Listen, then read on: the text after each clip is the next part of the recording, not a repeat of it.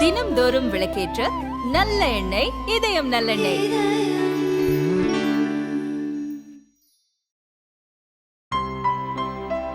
இனிமே கண்ணை மூடிட்டு கடலை எண்ணெய் வாங்கலாம்.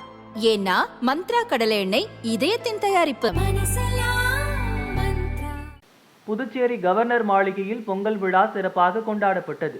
காலை 8 மணிக்கு விழா தொடங்கிய நிலையில் கவர்னர், அமைச்சர்கள், எம்எல்ஏக்கள் முதல்வர் ரங்கசாமி வருகைக்காக நீண்ட நேரம் காத்திருந்தனர்.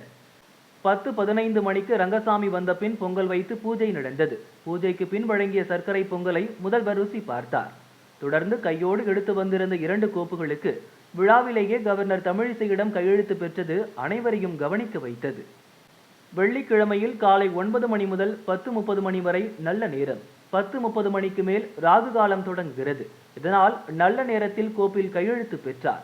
கையெழுத்து போடுவதற்கு முன் நேரம் என்ன என்று கவர்னர் கேட்க சபாநாயகர் செல்வம் 10:27 என கூறினார். உடனே தமிழிசை முதல்வர் ரங்கசாமியை பார்த்து, அண்ணே மணி 10:27 பரவாயில்லையா என கேட்டார்.